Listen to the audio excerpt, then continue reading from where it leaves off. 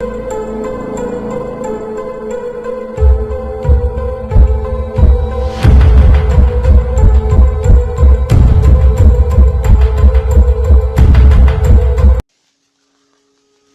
Friend, आप सभी का स्वागत है आपके अपने इस माई स्कोर क्लासेस में। आज के इस सेशन में हम पढ़ेंगे जीके, जो कि बेहद ही रोमांचक क्लासेस होंगे। जितने भी हम क्वेश्चंस करेंगे इसमें सभी ट्रिकी बेसिस क्वेश्चंस होंगे। कोई भी एक ऐसा क्वेश्चन नहीं होगा जिसे आपको रटने की ज़रूरत होगी। तो चलिए देर ना करते हुए हम अपने इस सेशन को स्टार्ट करते हैं। देखिए, क्वेश्चन आपको शो हो रहा है। हमारा जो पहला क्वेश्चन है कि सूर्य से ग्रहों की अधिकतम दूरी को क्या कहते हैं। तो इसका आंसर होगा, सूर्य से ग्रहों की अधिकतम दूरी को सर्वोच्च कहते हैं। देखिए, हमारा अगला क्वेश्चन है कि 4 जुलाई को पृथ्वी सूर्य से अधिकतम दूरी पर रहती है। आपसे पूछा जाएगा कि पृथ्वी सूर्य से अधिकतम दूरी पर किस दिन रहती है। तो आपको यह बोलना पड़ेगा कि वह 4 जुलाई एक ऐसा दिन है जिस दिन पृथ्वी सूर्य से अधिक दूरी पर स्थित होती है। चलिए हम अपने अगले क्वेश्चन की तरफ बढ़ते हैं, जो है सूर्य से ग्रहों की न्यूनतम दूरी क्या कहलाती है। तो सूर्य से ग्रहों की न्यूनतम दूरी को हम उपसौर कहते हैं। हमारा अगला क्वेश्चन है, 3 जनवरी को पृथ्वी सूर्य से न्यूनतम दूरी पर रहती है। आपसे क्वेश्चन पूछा जाएगा कि पृथ्वी सूर्य से सबसे करीब कब रहती है। तो 3 जनवरी एक ऐसा दिन है जब पृथ्वी सूर्य से न्यूनतम दूरी पर रहती है। चलिए हम अपने अगले क्वेश्चन की तरफ बढ़ते हैं, जो हमारा अगला क्वेश्चन है, पृथ्वी के धरातल के ऊपर की ओर वायुमंडल के जो अलग अलग जो स्थिर या उसका जो भाग होता है या उसको स्तर कहते हैं, उसके जो स्तर होते हैं उसको बताना है। और कैसे बताना है? ऊपर से नीचे, मतलब एक क्रम में बताना है। तो देखिए, इस क्वेश्चंस का कुछ हमारे पास जो ट्रिक है वह कुछ इस तरह से बनेगा। इस ट्रिक को हम लोग पढ़ेंगे आई मोस्ट, मतलब ई आई को हम लोग आई पढ़ेंगे और MOST को हम लोग मोस्ट पढ़ेंगे। तो हमारा ये ट्रिक बन जाएगा आई मोस्ट। ठीक है, अब देखिए, इनको हम तोड़ के आपको बता दे रहे हैं कि आप इनको कैसे याद रखिएगा जिससे आपको सुविधा हो। तो देखिए, यहाँ पे आपको दिखाया जा रहा है ई से हम एक्चुअली इसको इंग्लिश में, ये जो ट्रिक है यहाँ पे इंग्लिश में बताया गया है। ई का मतलब होता है एक्सोफेयर। तो इसका मतलब हम ई से एक्सोफेयर के जब वहाँ पे हमको याद रखना पड़ेगा वायुमंडल। ठीक है, आई से हम याद रखेंगे आयन मंडल, एम से हम याद रखेंगे मध्य मंडल, ओ से हम याद रखेंगे ओजोन मंडल, एस से हम याद रखेंगे समताप मंडल और टी से हम याद रखेंगे क्षोभ मंडल। और तरह से हम इनको याद रखेंगे। चलिए हम अपने अगले क्वेश्चन की तरफ बढ़ते हैं, जो हमारा अगला क्वेश्चन है।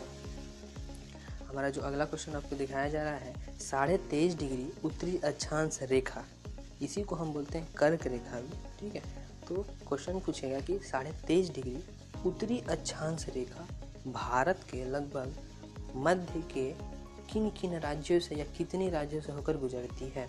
एक तो ये पहला क्वेश्चन होगा। इसी क्वेश्चन में कुछ इस तरह से भी पूछा जा सकता है कि 23.5 डिग्री कर्क रेखा भारत के कितने राज्यों से होकर गुजरती है। तो आप इनका उत्तर बताइएगा। 8 राज्यों से होकर गुजरती है। इसका ट्रिक देखिए, यहाँ पे 2 ठो है। मैं पहला ट्रिक आपको बता दे रहा हूँ, फिर मैं आपको दूसरा बताता हूँ। देखिए, यहाँ पर जो है इन 8 राज्यों को कुछ इस तरह से याद रखेंगे। ठीक है, पहले इनको हम, ये जो लिखा है ना, गु राम छ झाप त्रिमी, ऐसे, तो इनको इतना बड़ा हम याद नहीं रखेंगे। इनको तोड़ कर याद रखेंगे। कैसे? देखिए, सबसे पहले हम इनको सिर्फ ये गु को अलग कर देंगे। ठीक है, पहले इनको गु अलग से याद रखेंगे, फिर याद रखेंगे राम। ठीक है, गु फिर राम। ठीक है, फिर अब हम इनको याद रखेंगे छ झा, किसी घर का जो छज्जा होता है ना, ठीक है, तो उस छज्जा को यहाँ छ झा, छज्जा। ठीक है, उसके बाद से हम इसको याद रखेंगे अंतिम जो है वह पत्रिमी। ठीक है, तो इनको कुछ ऐसे तोड़ कर इनको याद रखेंगे। अब देखिए, इस ट्रिक से हम ऐसे राज्यों को कैसे हम मतलब जोड़ेंगे। चलिए अब उन पे मैं डिस्कस कर लेता हूँ। देखिए, पहले हम आपको बताया था जो गु याद करने के लिए, गु से याद हो गया गुजरात। राम, जो मैं बताया था, राम का रा जो है वह उससे हो गया राजस्थान। ठीक है, म जो है उससे हो गया मध्य प्रदेश। उसके बाद जो है छ, बताया था ना किसी घर का छज्जा, तो छज्जा का छ जो है वह से हो गया हमारा छत्तीसगढ़। ठीक है। झा, झा से हो गया झारखंड, ठीक है। अब प जो है पत्रिमी, ठीक है। पत्रिमी जो मैं आपको बताया था, तो वो पत्रिमी से देखिए जो प जो हमारा जो बन रहा है, उस प से हमारे पश्चिम बंगाल आ गया। त्रि जो है त्रिपुरा बन जा रहा है, मी से मिजोरम बन जा रहा है, ठीक। तो कुछ इस तरह से हम इनको याद रखेंगे। ये हमारा हुआ पहला ट्रिक। अब इसका एक दूसरा ट्रिक है, देखिए उसको भी मैं आपके साथ डिस्कस कर दे रहा हूँ। जो हमारा वो जो ट्रिक है, मित्र पर गमछा झार। अब इसको हम कैसे तोड़ेंगे उसको हम बता दे रहे हैं। देखिए मी, अब जो हमारा मित्र पर गमछा झार, तो मी से हमारा हम यहाँ पे अब इसको 1 नंबर रखेंगे मिजोरम, ठीक है। प से हम यहाँ पे इसको 2 नंबर रखेंगे, ठीक है। तो ये हमारा हो गया पश्चिम बंगाल। र से हम याद रखेंगे राजस्थान, ठीक है। उसके बाद हम ग आता है, तो ग से हमारा गुजरात हो गया। फिर म आता है, फिर मध्य प्रदेश, फिर छ से छत्तीसगढ़, फिर झ से झारखंड, ठीक है। तो कुछ इस तरह से हम फिर लास्ट में त्रिपुरा, ऐसे हम इनको याद रखेंगे, ठीक है। हमारा अगला क्वेश्चन है, नेपाल से सटे भारत के पड़ोसी राज्य कौन कौन से हैं, उनके नाम बताएं। ऐसे क्वेश्चन अक्सर कितने बार पूछे गए हैं, ठीक है। तो चलिए इनका कुछ ट्रिक कैसे है वो हम आपको बताते रहे। देखिए इनका ट्रिक कुछ इस तरह से है कि ऊपर बी सी, मतलब किसी चीज़ के ऊपर ए के बाद जो बी और सी आता है उसका खंड किया गया है, ठीक है। आपसे कोई पूछेगा कि बी और सी का खंड कहाँ किया गया है, तो आप बोलिएगा कि ऊपर में बी और सी का खंड किया गया है, ठीक है। तो ऊपर बी सी खंड आपको याद हो जाएगा। अब चलिए इनको हम अप्लाई कैसे करेंगे, तो वो हम आपको बता देते हैं। देखिए ऊपर का जो ऊ है उससे हमारा बनता है उत्तर प्रदेश, प से हमारा बनता है पश्चिम बंगाल, से हमारा बनेगा बिहार, ठीक है। और सी से जो हमारा बनेगा वो सिक्किम, ठीक है। खंड से जो हमारा बनेगा वह उत्तराखंड, ठीक है। तो कुछ ऐसे हम इनको याद करके रखेंगे। चलिए हम अपने नेक्स्ट क्वेश्चन की तरफ बढ़ते हैं। जो हमारा अगला, भूटान से सटे भारत के पड़ोसी राज्य कौन कौन से हैं, उनका नाम बताना है, ठीक है। तो इस क्वेश्चन का जो ट्रिक है वह कुछ इस तरह से है कि आशिक आप, देखिए कुछ शायरी की तरह है, ठीक है। जो आशिक होते हैं उनको कहा जा रहा है कि आशिक आप, ठीक है। तो चलिए अब इनको हम तोड़ देते हैं कि इस ट्रिक को हम कैसे अप्लाई करेंगे अपने आंसर पर। तो देखिए आ से हमारा आ गया अरुणाचल प्रदेश, जो आपको दिखाया जा रहा है, ठीक है। उसके बाद जो दिखा रहा है नेक्स्ट जो है सी से हमारा क्या आ रहा है सिक्किम, ठीक है। उसके बाद से हमारा क्या आ रहा है आ, सी से सिक्किम हो गया, आ से अब असम, प से हमारा क्या होगा पश्चिम बंगाल, ठीक है। तो इनको कुछ इस तरह से हम याद रखेंगे। क्वेश्चन है वह कुछ इस तरह से है कि चीन से सटे भारत के पड़ोसी राज्य कौन कौन से हैं, उनका नाम बताइए।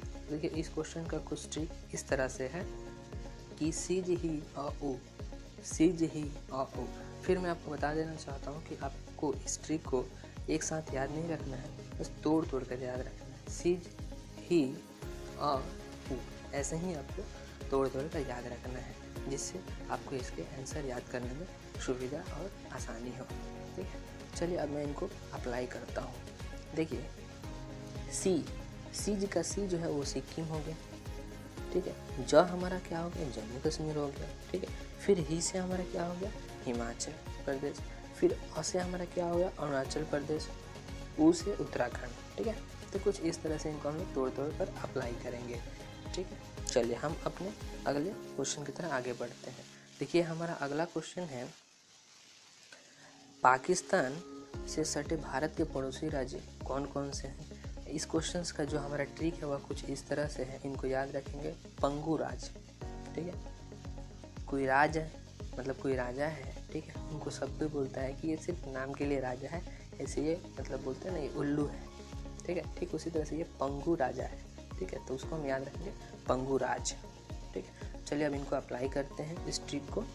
देखिए पंग से हमारा हो गया पंजाब, गु से हमारा गुजरात, र से राजस्थान, ज से हो गया जम्मू कश्मीर, ठीक है। ठीक इसी तरह से आपको भी इस वीडियो को 1 से 2 बार देखिएगा, सब आपको याद हो जाएगा बिना रट्टे, ठीक है। चलिए हम अपने अगले नेक्स्ट क्वेश्चन की तरफ आगे बढ़ते हैं। जो हमारा अगला क्वेश्चन है कि बांग्लादेश से सटे भारत के पड़ोसी राज्य कौन कौन से हैं, उनका नाम बताइए, ठीक है। तो ये आपसे पूछा जाएगा, तो आप इन ट्रिक को कुछ इस तरह से याद रखिए कि आप मित्र में, ठीक है, आप मित्र में, किसी को हम बोलते हैं ना कि आप तो मित्र में हैं, ठीक है, मेरे से उनका मित्रता नहीं है, आपसे तो उनकी मित्रता है, ठीक है। तो उसी तरह से हमको ये चीज़ याद रखना है कि आप मित्र में। अब देखिए इनको अप्लाई कैसे करेंगे मैं आपको बता देता हूँ, ठीक है। तो देखिए आपका जो अ है वो हमारा असम हो गया, आपका जो प है वो पश्चिम बंगाल, मी से मिजोरम, त्र से त्रिपुरा, मे से मेघालय, ठीक है। ठीक कुछ इसी तरह से हमको इनको याद करना है, ठीक है। चलिए हम अपने अगले क्वेश्चन की तरफ बढ़ते हैं, पर अगले क्वेश्चन बढ़ने से पहले मैं आपको एक बात बता दूं। उसी क्वेश्चन में एक बहुत ही इम्पॉर्टेंट टॉपिक है जो मुझे मिला, तो मैं इसे नोट करके इसमें ऐड कर दिया कि त्रिपुरा ऐसा राज्य है जो बांग्लादेश के तीन ओर से घिरा। तो त्रिपुरा ही एक ऐसा राज्य है जो तीनों ओर से घिरा हुआ है, ठीक है। तो इस चीज़ को आप थोड़ा देख लीजिएगा। चलिए हम अब बढ़ते हैं अपने अगले क्वेश्चन की तरफ। हमारा जो अगला क्वेश्चन है, म्यांमार से सटे भारत के पड़ोसी राज्य कौन से हैं। देखिए इस क्वेश्चन का जो हमारा ट्रिक है वह कुछ इस तरह से है, अरुणा मम्मी। अब देखिए आपको थोड़ा अटपटा लग रहा है अरुणा मम्मी, तो मैं आपको बता रहा हूँ, आपको ऐसे नहीं याद करना है। मैं आपको बता रहा हूँ कि मान लीजिए आपका कोई फ्रेंड है, ठीक है, उस फ्रेंड की मम्मी का नाम है अरुणा, ठीक है। तो आप अपने फ्रेंड के घर कभी गए हैं या जाते हैं तो सुने हैं कि आपका जो फ्रेंड है अपने मम्मी को बोलता है कि अरुणा मम्मी ये ला के दो, ठीक है, ऐसे कुछ बोलता है। तो आपको बस वही याद रखना है कि मैं अपने फ्रेंड के घर गया था तो आपका फ्रेंड ने अपने मम्मी को कहा था कि अरुणा मम्मी ये मुझे ला के दो, तो मतलब आपका फ्रेंड की मम्मी का नाम अरुणा है, ठीक है। तो चलिए कुछ इस तरह से आपको याद रखना है। तो देखिए अब हम इनको अप्लाई करते हैं अपने आंसर पे। देखिए अरुणा का अरु जो है ना वह हमारा अप्लाई करता है अरुणाचल प्रदेश पे, ठीक है। अब ना जो है ना अरुणा का ना वो होता है नागालैंड। अब देखिए मम्मी का जो माँ है मणिपुर होता है, और एक लास्ट वाला जो मी है उसे हम मिजोरम कहेंगे, ठीक है। कुछ इस तरह से आपको बस याद कर लेना है, ठीक है। चलिए हम बढ़ते हैं अपने अगले क्वेश्चन की तरफ। जो हमारा अगला क्वेश्चन है कि दक्षिण ध्रुव में चलने वाले कुछ प्रमुख अस्थायी पौने कौन कौन सी हैं, अब उनका नाम बताना है। देखिए यही तीन जो हवाएं हैं जो दक्षिण ध्रुव से चलती है। अब देखिए ये कौन कौन सी है। जो 40 डिग्री एसिल पे चलती है वह गरजती चालीसा है, जो 50 डिग्री पे चलती है वह प्रचंड 50 है, और जो 60 डिग्री एसिल पे चलती है वह चित्ता 60 है। बस आपको ये तीन नाम याद करके रखना है कि दक्षिणी ध्रुव से चलने वाली जो प्रमुख अस्थायी पौने हैं, ठीक है, जो हमेशा अस्थायी रूप से चलती हैं, ठीक है, वह ये तीन ही पौन ही हैं जो मैं आपको जो बताया, ठीक है। चलिए मैं अपने अगले नेक्स्ट क्वेश्चन की तरफ बढ़ता हूँ। जो हमारा अगला क्वेश्चन है कि ठंडी जलधारा कौन कौन सी है उनका नाम, ठीक है। तो देखिए ठंडी जो जलधारा है उसको याद करने के लिए जो हमारा ट्रिक है उसको हम याद रखेंगे ओके पेरू। अब देखिए ओके पेरू कैसे याद रखिएगा। मान लीजिए आप किसी बच्चे को प्यार से उसको पेरू पेरू बोल के बोलते हैं, ठीक है, तो आप उसको बोलिएगा ओके पेरू, ठीक है। तब देखिए इनको तोड़ते हैं, कैसे अप्लाई करेंगे। ये देखिए ओ से हमारा क्या आएगा, ओ खे ट सक, ठीक है, तो ये ओ हो गया। के से हम क्या रखेंगे, क्यूराइल प्लस कैलिफोर्निया, ठीक है। और लास्ट का जो हमारा पेरू है, पेरू से हम याद रखेंगे पेरू हैम्बोल्ट, ठीक है। कुछ इस तरह से हम इनको याद रखेंगे। चलिए हम अपने नेक्स्ट क्वेश्चन की तरफ बढ़ते हैं। जो हमारा अगला क्वेश्चन है कि क्वेश्चन है G8 के सदस्य देश कौन से हैं। कितने बार ना जाने ये क्वेश्चन हमारे प्रीवियस एग्जाम में आ चुके हैं, इसलिए मैं इस क्वेश्चन को अपने इस वीडियो में ऐड किया। तो देखिए इस क्वेश्चन को याद करने का जो हमारा ट्रिक है पहले उसको मैं बता देता हूँ। जो ट्रिक है अमरू जाकन ई बिफ्रा, ठीक है। अब हम ये थोड़ा मुझे सुनने में अटपटा लग रहा है, तो देखिए हम इसको क्या आप कैसे समझा रहे हैं। अमरू जाकन एक अंग्रेज है जिनका नाम है अमरू जाकन, ठीक है। आप उनको इसको इंग्लिश में कैसे लिखिएगा, अमरू जाकन कैसे लिखिएगा, अमरू, ठीक है। मैं शॉर्ट में लिख दे रहा हूँ, ठीक है। ए से अमरू, ठीक है, जे से जाकन, ठीक है। उसके बाद से क्या लिखिएगा, इज तो ऐसे लिखिएगा ना, इज, ठीक है। उसके बाद से यहाँ पे बी फॉर बिफ्रा, ठीक है। तो अमरू जाकन इज बिफ्रा, ठीक है। आपको कुछ ऐसे याद रखना है इंग्लिश में, ठीक है। तो अमरू जाकन इज बिफ्रा। अब देखिए इनको हम ट्रिक को कैसे अप्लाई करते हैं उसको देख लेते हैं। अमरू का अम जो है ना वो अमेरिका, रू जो है वह रूस, जाकन का जा जो है वह जापान, ठीक है। कन जो है कनाडा, ठीक है।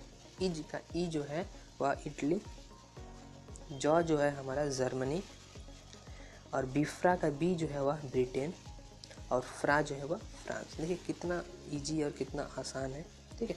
तो आपको भी कुछ इसी तरह से याद कर लेना है, ठीक है। चलिए हम अपने अगले क्वेश्चन की तरफ आगे बढ़ते हैं। हमारा अगला क्वेश्चन है कि तनाव वाला प्रमुख फसल कौन कौन से हैं, उनका नाम बताना है। तो देखिए तनाव वाला, इस क्वेश्चन का कुछ हमारा ट्रिक इस तरह से है, हद कर दी आपने, ठीक है। हंसीएगा मत फ्रेंड, ठीक है, ये शायरी नहीं है, यह ट्रिक है। हद कर दी आपने, ठीक है। देखिए हम इसको कैसे अप्लाई करेंगे। हद से हो गया हमारा हल्दी, कर से हो गया केसर, दी से हो गया अदरक, आ से हो गया आलू, प से हो गया प्याज, ठीक है। ये कुछ ऐसे हमारे फसल हैं जो हमारे तने के माध्यम से होते हैं। चलिए हम अपने अगले क्वेश्चन की तरफ बढ़ते हैं। जो हमारा अगला क्वेश्चन है कि विश्व के प्रमुख छोटे देश कौन कौन से हैं, उनको हमको बढ़ते क्रम में सजाना है। देखिए बढ़ते क्रम कहने का मतलब इस तरह से होता है कि पहले सबसे छोटा, फिर उससे बड़ा, फिर उससे बड़ा, फिर उससे बड़ा, ठीक उसी तरह से इसमें भी दिया हुआ है। देखिए इस क्वेश्चंस का जो हमारा ट्रिक है वह कुछ इस तरह से है, बेवफा सनम। फिर मैं आपको बता रहा हूँ कि आप लोग हंसीएगा मत, ठीक है, ये शायरी नहीं है, यह ट्रिक है। तो देखिए बेवफा सनम को हम कैसे तोड़ेंगे, चलिए आइए देखते हैं। बेवफा का जो बे है, बे से हमारा वेटिकन सिटी जो हमारा सबसे छोटा है, फिर ठीक है। अब फा जो है उसे फाइलैंड जो वेटिकन सिटी से बड़ा है, ठीक है। अब देखिए स, जो हमारा सनम का जो स है उसे हम, मेरा स से बनता है से नी पोरो, ठीक है। अब देखिए सनम का जो न है उसे हमारा नारू, ठीक है। हम म जो लास्ट में म है उसको हमको मालदीव, ठीक है। कुछ इस तरह से याद रखना है। चलिए हम अपने अगले क्वेश्चन की तरफ बढ़ते हैं। जो हमारा अगला क्वेश्चन है, प्रथम पंचवर्षीय योजनाओं के जो योजनाकार जो थे, जो वैज्ञानिक थे, वो लोग कौन कौन थे, ठीक है, उनका नाम बताना है। तो देखिए इस क्वेश्चन का ट्रिक कुछ इस तरह से है, HP2GD, HP स्क्वायर नहीं बोलेंगे, इनको 2 बोलेंगे, ठीक है, HP2GD। अब देखिए इनको अप्लाई करते हैं। H का मतलब होता है हेराल्ड डोमर, यह एक वैज्ञानिक थे। अब P2 क्यों बोले हम आपको, P से हमारा होता है पीसी महालोबिस, ठीक है। लेकिन इसको हम 2 इसलिए बोले क्योंकि इसमें 2 चीज़ है, एक दूसरी भी है और एक तीसरी योजना, दोनों है, इसलिए मैं आपको बोला, आप याद रखिएगा HP2GD। जी का मतलब गाडगिल और डी का मतलब डीपी धर, ठीक है। कुछ इस तरह से आप याद रखिएगा। चलिए हम इसी तरह से अपने अगले क्वेश्चन की तरफ आगे बढ़ते हैं। हमारा अगला जो क्वेश्चन है वह क्वेश्चन है, रुपया मुद्रा चलने वाला विश्व में कौन कौन से देश है। एक्चुअली कहने का मतलब ये है कि विश्व में कौन कौन से ऐसा देश है जहाँ पे रुपया मुद्रा चलता है। तो देखिए इस क्वेश्चन का जो ट्रिक है वह कुछ इस तरह से है, भारत से मामा श्री ने पाया रुपया। देखिए आपको ऐसे बिल्कुल नहीं याद करना है, बिल्कुल नहीं रटना है, मैं बार बार बोल रहा हूँ। देखिए आपको मैं बता रहा हूँ इसको कैसे याद रखिएगा। देखिए ध्यान से समझिएगा, भारत से मामा श्री ने पाया रुपया, कहने का मतलब है कि मान लीजिए मामा श्री जो है वह अमेरिका के एक नागरिक हैं, वह भारत कुछ दिन के लिए आए थे, फिर लौट कर अमेरिका जा रहे हैं, तो उनको कुछ रुपया दिया गया। कहने का मतलब है हमारे देश का एक रीति रिवाज है कि कोई कहीं आता है और फिर वापस जाता है तो हम लोग कुछ रुपया आशीर्वाद के रूप में ऐसे देते हैं। ठीक उसी तरह से हमारे देश में अमेरिका से मामा श्री आए, जब फिर अमेरिका जा रहे थे तो भारत के निवासियों ने उन्हें कुछ रुपया दिया। तो उसी ट्रिक से याद रखेंगे कि भारत से मामा श्री ने पाया रुपया। अब इस ट्रिक को कैसे अप्लाई करेंगे, चलिए अब उस पर डिस्कस करते हैं। देखिए भारत से तो आपको याद ही है भारत, ठीक है। अब देखिए से हम याद देंगे सेशेल्स, ठीक है। अब माँ का पहला माँ जो है वह मालदीव, दूसरा जो है वह मॉरिशस, उसके बाद श्री से हम याद रखेंगे श्रीलंका, ने से हम नेपाल और पा से पाकिस्तान, या से हम याद रखेंगे इंडोनेशिया, ठीक है। इस तरह से हम इनको ध्यान में रखेंगे। चलिए हम अपने अगले क्वेश्चन की तरफ बढ़ते हैं। जो हमारा अगला क्वेश्चन है, ध्रुवों के खोज वर्ता कौन मतलब थे और कौन कौन किए थे, कुछ इस तरह से पूछा जाएगा, ठीक। तो मैं आपको बता देता हूँ, ऐसा कभी भी कुछ आएगा तो आप कैसे याद रखिएगा। देखिए इनका जो ट्रिक है सांप, अब अब सांप को कैसे तोड़ेंगे, देखिए कैसे तोड़ेंगे मैं बता देता हूँ, ठीक है। S south pole. अब साउथ पोल के कौन थे खोजकर्ता, तो हम उनको याद रखेंगे ये वाला एम्स्टर्डम, ठीक है। अब देखिए एस और ए यहाँ का तो काम हो गया, ठीक है, यहाँ तक का हमारा काम हो गया। अब हम ये हमारा तो पता चल गया कि एस और ये ए का काम है, ठीक है। अब हमारा एन और पी बच जाता है, तो हमारा एन और पी बचता है, तो एन से हम याद रखेंगे ये नॉर्थ पोल, और नॉर्थ पोल का कौन किए थे वैज्ञानिक, जिनका नाम था पियरे, ठीक है। कुछ इस तरह से याद रखेंगे। चलिए हम अपने नेक्स्ट क्वेश्चन की तरफ आगे बढ़ते हैं। जो हमारा अगला क्वेश्चन है कि भारत के राष्ट्रीय प्रतीक जानवर जो है उनका नाम या उनका चिन्ह क्या क्या है, उनको आपको बताना है। तो ये बहुत ही इजी क्वेश्चन है, ठीक है। देखिए इनको हम कैसे याद रखेंगे, कौन सा ऐसी ट्रिक है, तो इस ट्रिक का नाम है BELH। ये 4 ही लेटर है, ठीक है, BELH। अब इनको कैसे अप्लाई करेंगे, देखिए बी से हम याद रखेंगे बुल, ठीक है, ई से याद रखेंगे एलिफेंट, एल से हम याद रखेंगे लायन, एच से याद रखेंगे हॉर्स, ठीक है। चलिए हम अपने अगले क्वेश्चन की तरफ आगे बढ़ते हैं। जो हमारा अगला क्वेश्चन है यहाँ पे कि पृथ्वी से चंद्रमा की अधिकतम दूरी को क्या कहते हैं।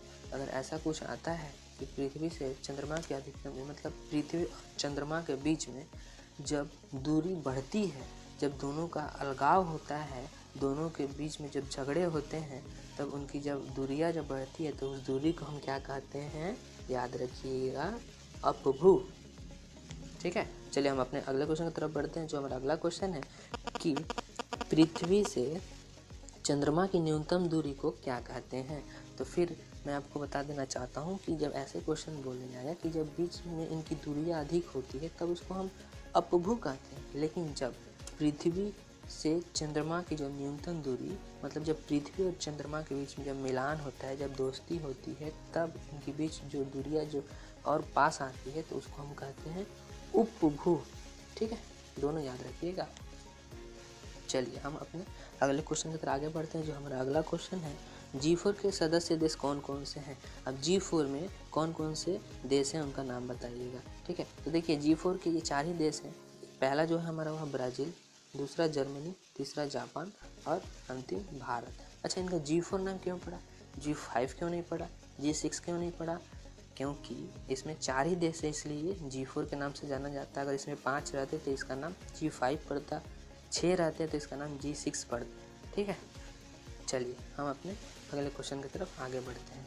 देखिए हमारा अगला क्वेश्चन है, आपको देख रहे हैं स्क्रीन पे कि रबी फसल कौन कौन से हैं उनका नाम बताना है। तो देखिए रबी फसल में कुछ यही सब नाम आते हैं, गेहूँ, चना, जौ, आलू, सरसों, ठीक है, ये सब रबी फसल है, बहुत ही इंपॉर्टेंट है। हमेशा ये पूछे जाते हैं कि रबी फसल कौन है, खरीफ फसल कौन है।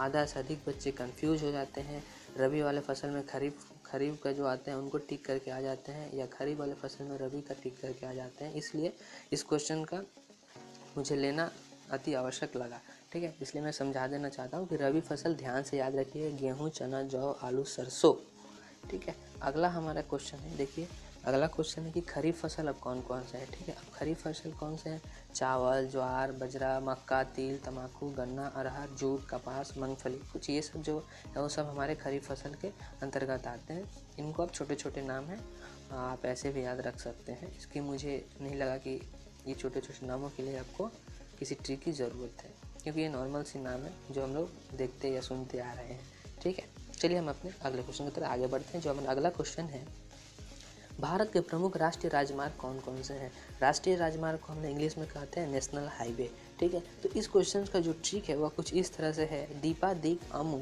मूचे कच्चे कामू वाक दिजमू, ठीक है। अब देखिए दीपा के नीचे NH नंबर 1 लिखा है, दिक के नीचे 2 लिखा है, अमू के नीचे 3, मूचे के नीचे 4, कच्चे के नीचे 5 और कामू के नीचे 6, वाक के नीचे 7 और दिजमू के नीचे 8, ठीक है। कुछ इस तरह से लिखा गया है। इस NH जो है, ये NH का मतलब होता है नेशनल हाईवे, ठीक है। NO का मतलब नंबर, तो ये नेशनल हाईवे का नंबर दिया गया है, ठीक है। दीपा जो है उसको हम वो जो है नेशनल हाईवे नंबर 1 वहाँ पे जाता है, ठीक है। अब दीपा, चलिए अब इनको हम अप्लाई करते हैं क्वेश्चन में, तब आपको अच्छी तरह से समझ में आएगा। ठीक है, देखिए हमारा कैसे अप्लाई करेंगे अब उनको आपको हम बता देते हैं। देखिए दीपा, दीपा से हम याद रखेंगे, दी से हम याद रखेंगे दिल्ली। ठीक है, अब पा से हम याद रखेंगे मतलब पाकिस्तान। ठीक है, तो हमको याद हो गया कि NH1 मतलब नेशनल हाईवे जो है 1 नंबर वह दिल्ली से हमारा पाकिस्तान सीमा तक जाएगा। ठीक है, NH2 है, उनको हम कैसे याद रखेंगे, तो NH2 इसको हम दी से दिल्ली। ठीक है, क से हम कोलकाता। ठीक है, कुछ इस तरह से हम इनको याद रखेंगे। अब देखिए NH3, NH3 से हम क्या याद रखेंगे, NH3 हमारा कहाँ जाता है, आगरा। ठीक है, आ से अम्मू, अम्मू से मुंबई। ठीक, चलिए हमारा अगला जो है NH4, ये क्या है, मूचे मतलब मुँह से मुंबई। ठीक है, च से हमारा चेन्नई। ठीक, अगला उसी तरह से है NH5।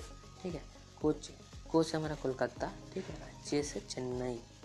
NH6 हमारा है कोलकाता, फिर ये मुंबई। NH7 जो है हमारा और वाराणसी से कन्याकुमारी। NH8 है जो वह दिल्ली से जयपुर होते होते ये मुंबई तक जाती है। ठीक है, इसके साथ साथ कुछ इम्पॉर्टेंट क्वेश्चन और है जिसको मैंने नीचे में नोट बोल के लिखा है। ठीक है, ये नोट में मैं लिखा हूँ सबसे लंबा NH7 एवं सबसे छोटा NH47A है। अक्सर ये क्वेश्चन पूछे गए हैं, प्रीवियस ईयर क्वेश्चन में मैंने देखा ये क्वेश्चन आए हुए थे, इसलिए मैंने इसको यहाँ पे ऐड कर दिया नीचे में नोट डालकर। ठीक है, सबसे लंबा अगर आपसे पूछा जाएगा तो NH7 बताइएगा, जो कि हमारा वाराणसी से कन्याकुमारी जाती है। आपको यहाँ पे शो कर रहा है, आप देख सकते हैं NH7। ठीक है, और सबसे छोटा जो बोला जाएगा तो हम उसको बोलेंगे NH47A। ठीक है, चलिए हम अपने अगले क्वेश्चन की तरफ बढ़ते हैं। ब्रिक के सदस्य कौन कौन से हैं, तो ब्रिक के जो सदस्य हैं वह हमारे पहले 4 ही थे, जिसका नाम है ब्राज़ील। ठीक है, रूस और इंडिया, चीन, यही 4 थे। ठीक है, लेकिन बाद में क्या हुआ कि इस संगठन में दक्षिण अफ्रीका जो है वह मतलब लास्ट में जुड़ा, और उसके जुड़ने के नाम इस संगठन का नाम हमारा क्या पड़ गया, ब्रिक्स पड़ गया। ठीक है, तो ब्रिक्स के नाम से जाने जाना लगा। ठीक है, यही टोटल है। एक्चुअली से ब्रिक क्यों कहते हैं ये भी समझिए। मतलब क्या होता है ब्राज़ील, आर मतलब क्या होता है रूस, आई मतलब क्या होता है इंडिया, सी मतलब क्या होता है चीन, और एस जो है जो लास्ट में जुट गया वो है ये दक्षिण अफ्रीका। ठीक है, साउथ अफ्रीका जिसको कहते हैं, इसलिए इसका नाम ब्रिक्स हो गया। ठीक है, तो आज के लिए इतना ही रहने देते हैं, और अगर आपको अच्छा लगा यह वीडियो या सेशन तो आप इस वीडियो को लाइक करें, सब्सक्राइब करें। आपसे आशा करता हूँ कि आप नेक्स्ट क्लास तक इस बताए हुए पूरे क्वेश्चंस को याद कर लीजिएगा। चलिए, थैंक यू।